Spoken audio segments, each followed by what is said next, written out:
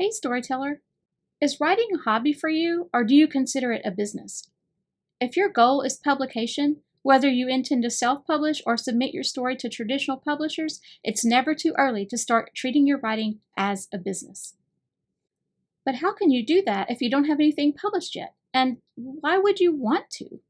Well, for one thing, if you aren't doing this, you could be prolonging your wait for publication or failing to make the best use of all your resources. That second point applies to you even if you've already published something. Welcome to this week's writer coaching session, where we'll discuss 3 areas in which you should shift into business mode: your mindset, the way you prioritize time, and your finances. Hi, I'm Bridget from B Squared Writer Coaching. I'm an author, editor, and your story coach, here to help you make your story powerful, polished, and publishable. First, I have a gift for you just for visiting my channel. My free workshop, 6 Essential Elements of a Powerful Story. Your story is the most important asset in your writing business. Without it, you have no business. This 25-minute workshop is packed with tips to power up your storytelling and take your writing one step closer to your next publication credit. So click the link in the description or visit b2writercoaching.com/workshop. That's the letter B, the number 2, writercoaching.com/workshop to watch it today. And be sure to stick around to the end of the video to get this week's Power Up, a super practical action step you can use right now in the story you're working on. Just a note before we get into this week's discussion, we won't be talking about sales or marketing today. That's a topic for a whole other video, or maybe an entire series.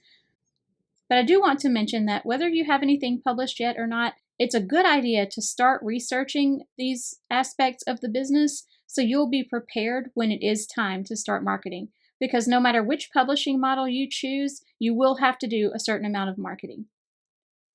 The first thing we should consider, no matter which stage of the writing process we find ourselves in, is creating a business mindset around our writing. This first tip may seem really obvious, but ask yourself, have you started calling yourself a writer or author yet? If not, you really should.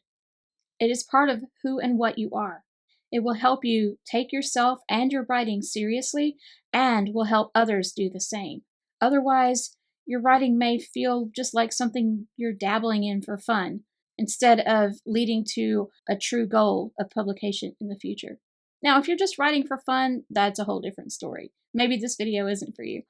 But if you truly want to further your writing career, get your story into magazines or anthologies, or your poetry into literary publications, or your book published, then definitely start considering yourself a writer ASAP. Another tip related to mindset is the need to make our writing a priority. If you don't consider it important, nobody else in your life will either. And if you let everything get in the way of your writing time and any excuse that comes up stop you from writing, then you'll never finish that book or story or poem or whatever it is you're working on. To help with mindset, many people find it useful to set up a vision board or Pinterest board or just to collect pictures or some other way to have a visual representation of what your dream or goal is. This can give us a great reminder to help us refocus in those tough times when writing isn't so easy. If you're setting up something like this, consider what your goals are for your writing career. Is your dream to be a best-selling author? Then you could take some screenshots on Amazon or other online retailers of books with the bestseller tag next to the title. You could zoom in on that bestseller label and just take a screenshot of that and put that on your vision board to imagine when your book has that label. Or maybe collect pictures of book covers that are similar to the way you'd like yours to appear. Maybe you could find photos or artwork that looks like something you'd like to see on your cover, or perhaps depicts a scene from your book, or maybe a photo of an actor or another person who reminds you of the way you imagine your main character. You could also use an app like Canva to create a mock-up of a book. Let's say if you want to create a fake cover for your book and put that picture on your vision board. You could take pictures of the shelves in your local library or bookstore and imagine your book sitting on one of them one day. Just get creative, whatever inspires you. The next big thing we need to focus on to treat our writing like a business is prioritizing our writing time. Basically, treat your writing time as if you're going to a job. The first and probably most important thing we can do in this area is to establish a writing routine or writing habit. Check out the video linked above, and I'll also link it in the description, on how to keep writing when life gets in the way. It contains quite a few tips on how to establish a good writing habit and a routine for your writing to make sure you're consistent and keep going. In order to treat your writing like a job, don't let yourself get out of writing unless you have an excuse that you would give to your boss for skipping work. Is someone in your home sick, you or a family member? You could miss work for that. Or maybe you're moving and you have to pack up all your belongings to move to a new place. Sure, you probably don't have time to write when you're in the middle of moving. Do you need to do laundry or wash the dishes? Well, that probably wouldn't work with your boss. Also, if you're just not feeling it today or just not feeling inspired, you probably wouldn't call your boss and say, I'm just not feeling inspired to work today. That really relates to mindset as well. If you start thinking of your writing like you would think about your job, then you're probably going to be less likely to just shrug off your writing and skip it for the day.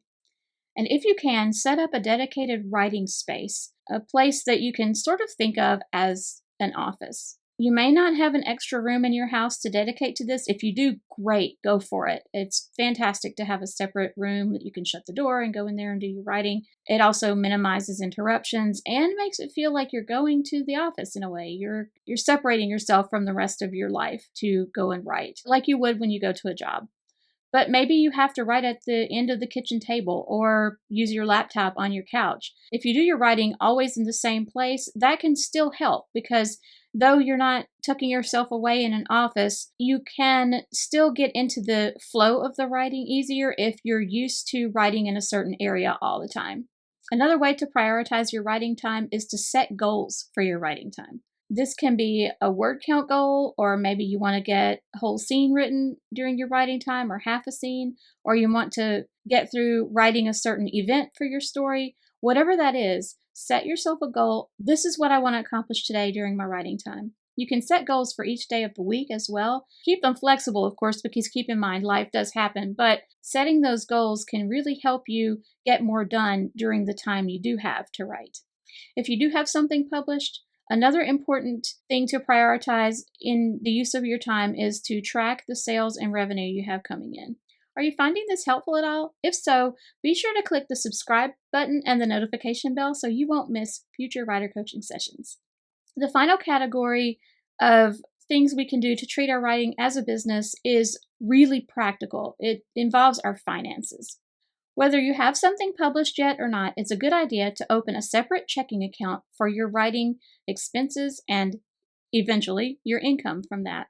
If you're not yet published, this is a good way to set aside money for those writing related expenses and things that you may need, like books on writing craft or maybe online courses to improve your writing, writers' conferences, software that you can use for your writing like Scrivener or Microsoft Word, or formatting software like Vellum, any of those kinds of things.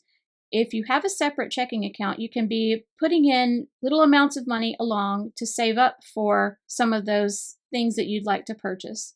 Also, even if you're not published yet, keeping track of your writing related expenses and getting used to keeping those separate from your household expenses, it's a great idea to prepare you for when you are published, and you need to do this for tax purposes. If you are published, it is essential for you to set up a separate account. Usually you would want a business account, especially if you're self-publishing and you create your own publishing imprint. You'll want to keep all of those things separate, and you could set up a separate business account at your bank to keep track of all these things for tax purposes separate from your family's finances. The next thing we need to do, which I've kind of mentioned already, is track your expenses. Whether you're published or not, you can use software like QuickBooks Self-Employed or Xero, or I think there's one called Free Agent that are for freelancers and small businesses.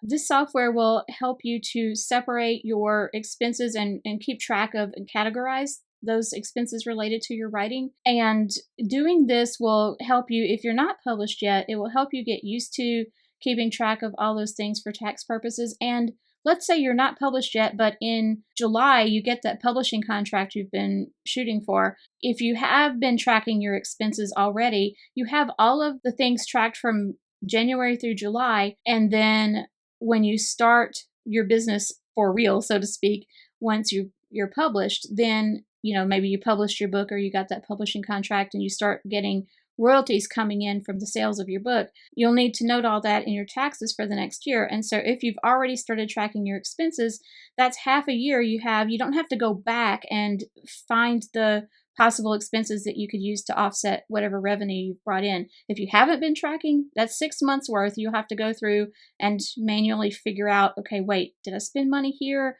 Didn't I buy a writing craft book? Oh, wait, no, that was last year. Yeah, if you're tracking your expenses, it makes things a whole lot easier. And as I said earlier, if you already are published, tracking your expenses separately is essential. And the last group of tips really is for people who are published. You can set up a business entity. Like if you're self-publishing, you can set up a publishing company. You can choose a name, a logo, and set up what's called a DBA, doing business as, or some states call it an assumed name. And that just makes your business legal. So whatever name you choose for your publishing company, you'll want to create a DBA or doing business as for that, or assumed name for that. What you need to do is go to the website for your Secretary of State for whatever state you live in, if you're in the United States. I'm not sure how this works in other countries, so this isn't legal advice either. Just keep in mind, I'm not a lawyer, I'm not an accountant. This is all just based on experience. Just check with your local government to find out which forms you need to fill out. In some states, there may be a fee. I think in my state, the fee is $50 to set up a DBA. You can then officially open an actual business account at your bank instead of just another personal checking account, which makes things more legitimate in terms of considering you're writing a business. The government sees it as more legitimate. And you can also get what's called an employer identification number, EIN, or taxpayer ID, which is great to use on your taxes so you don't have to use your personal social security number, especially for retail sites like Amazon or other publishing sites where you're going to be receiving revenue. You can list that EIN or taxpayer identification number on the forms you have to fill out for them instead of your social security number. It kind of helps you keep everything separated, and you don't have to give out your personal information, especially online. And if you're going through a traditional publisher, then you can give your publisher that as well. Also, if you hire freelancers like editors or cover designers and you need to give them a 1099, it's good to have this as well so you don't have to give out your social security number.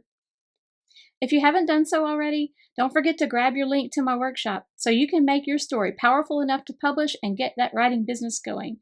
Remember, just click the link in the description or go to b2writercoaching.com/workshop. For today's Power Up, make a list of your writing goals. Let's do this in several levels. Start with what's your biggest dream as a writer? What do you really want to accomplish? Write that down and then think about where you want to see yourself in the next year as a writer. Do you want to have that book finished, or do you want to have that publishing contract you're going for, or maybe you've self-published another book, or perhaps you've written that series of short stories you were working on. Whatever it is, where would you like to be in the next year? Then break it down into quarters, months, weeks, and even days or individual writing sessions so that you can be more targeted in your goals and really specific about what you want to accomplish each time you sit down to write. This will help you make more progress, and it'll also help you see your progress if you keep track of these things, especially like if you have a word count goal. Let's say you know your book's going to be 60,000 words, and so in order to meet that goal in the time frame you'd like to meet it of finishing your book, you know you need to write 1,000 words a day. So you can keep track on whether you hit that goal or not, and that can help you see the accomplishment and your progress, because writing a book, especially a novel-length book, it's a long process, and sometimes it can feel like you'll never finish. But if you're tracking that and setting goals and seeing yourself accomplish them, even the small ones, it can help you see that you are making progress toward the bigger goals that you've set for yourself. I hope you've enjoyed this week's writer coaching session. It's a little different from what we normally do, but I do get questions about this sometimes. Let me know in the comments what your big writing goals are, or maybe even your small ones. It's often helpful just to state your goals to someone and know that you've put it out there and made someone else aware that this is what you're trying to accomplish. I'd also like to cheer you on and find out how you're doing. So, yeah, just leave a comment and let me know what your current goal is for your writing. And don't forget to hit that subscribe button and notification bell so you won't miss future writer coaching sessions. And if you're interested in watching the video I mentioned earlier on how to keep writing when life gets in the way, for all those tips on establishing a writing routine, check it out here, and it's again linked in the description below. And if you're ready to publish or thinking about traditional publication, check out this video on how to write a query letter, which is the first step you'll need to take in the publishing process. Until next time, let's power up your storytelling.